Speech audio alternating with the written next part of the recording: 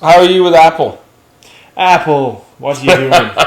So this thing is an iPhone 6S, and I don't know how I stumbled on it, but it certainly wasn't a notice from Apple that there was not really a recall, because that's a bad word these days, on the battery, but effectively there was. If you put in your serial number on the website, you can still do this on Apple. So if you go to support.apple.com, look up there's a bulletin battery there. Yeah. Right, and then you put in your serial number, and if it was manufactured within a certain range or whatever, then they tell you to come in and book an appointment. So I went through that experience, which is pretty good for Apple, but I mean, you got to go in once to kind of set up the appointment, and then for me, there were so many going on, I had to come back a day or two later, and then they turned it around in about 2 hours. So you give them your phone, they make sure you backed it up, you turn off Find My Phone and all that kind of stuff. You give them your code, and then it comes back with a transplanted battery. So you might have seen previous episodes where my battery was definitely dying so much that I went out and bought a smart case for it. Mm-hmm. And it was sort of this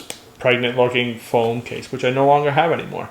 So this has effectively become a new phone where I can go through a day and be done at 65%. They replaced the battery for you. It's still the same device. Yep. They've just taken it back up. And, that was free because I was one of those devices. But, you certainly saw people on the boards and so on talking about the symptoms, and it would go to 30% and then just drop right off. And basically, I couldn't get through the whole day with the regular. Yeah, they didn't do a good job with the 6S. I mean, I know it was an intermediary release and all that, but the battery and some of the problems they had, the iOS version that came out. They made up for it, right? I mean, I'm well beyond warranty at this point, but yet they still dealt with it's the right thing to do. If you go into the store, if you have one local to you, then you're okay. And you still have your headphone jack, which is nice. And I still have my headphone jack. Yeah. And, I abandoned actually ended up giving my smart case to my wife, who has a 6, which has a really old battery, which now she can get through the day. But you see the problem there, right? Yeah. So batteries just after a year, no matter what, they Speaking of headphones, did you get to try out the AirPods thing? So that was my other experience. I was looking forward to getting these things in. You can't get them online, but they were in stock in a lot of the stores. So I went to one of those stores the other day, tried them on, made a call to my wife, listened to my music, and it was nice of them to crack a new pack open, let me pair it with my own phone and listen to my own tunes and stuff. So that was really nice of them in the store. Did you buy it? And I bought it, and I walked out of the store with it. And then we're walking around, and I thought, you're really paying for, what's the hassle on untangling your headphones every once in a while? Because it's not a super active. But how was the sound quality? I would say equivalent to the corded ones that you get with it. Really? For all intents and purposes, yeah. I mean, did they stay in your ears as you were walking?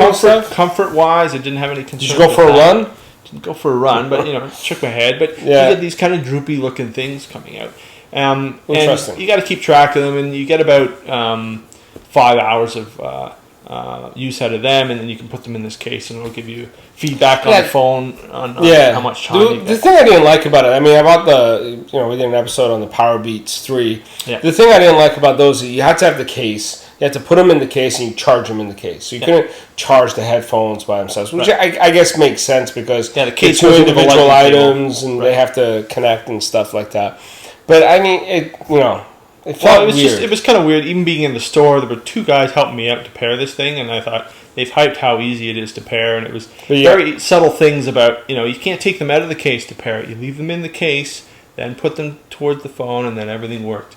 So it was just kind of, Apple's usually got all that stuff licked, and it was just, we did it out of order, they did it out of order, the sales guys, and it wasn't a good sales pitch right off the bat, but I mean, I can definitely figure. And then it's a lightning connector to charge? Connector to the case, right. And then the case will give you feedback and a battery indication on the phone and so on. But it was really, is it worth the... And this is what hit me, because I walked out of the store looking at the new Apple TVs for like around the same price. And do you want a pair of headphones or you want an Apple TV? Yeah, I'm going to use headphones. The convenience of not having to untangle wires is really all you're paying for. It's not a superior sound quality, really. Or do you want Apple TV and all the apps? And I got thinking about that, and bang for my buck, I exchanged it and went back. I just didn't feel... I got caught up in the hype briefly, but then realized, bang for my buck. You talked yourself out of this one. It was buyer's remorse really quickly, I think. Interesting. It'll take some some real benefit to having them other than just, hey, they're wireless. Yeah, I mean, there's so many headphones out now. Skull Candy, Power, Beats themselves, right? Apple's got their own line that are probably superior, and just having the two attached. I mean, there's something that makes sense there. I don't notice the strap behind my head with a lot of these things, but it makes sense. If they fall out, the other one kind of keeps it there, right? It's harder to lose both of them when they're attached. It'd be interesting what Apple does in 2017 because 2016 was a year, right? Like they need some of their shines rubbing off of the reality distortion field is failing, maybe. Yeah, maybe. But they have potential to come back. But anyway, that was my Apple experience. They didn't lose money. I ended up walking it with an Apple TV, and that'll be a whole other episode because now that we both have the 4th gen one. We'll talk about some of the apps that we're using, what we like, what we don't like. Yeah, Plex so far, but it's early on. So, I think we'll take some time Plex to get rules. back. Yeah. We'll do an episode on Plex. Yeah. For sure. So that was kind of my mixed bag of Apple news. Cool. I'm Pesh. And I'm Paul.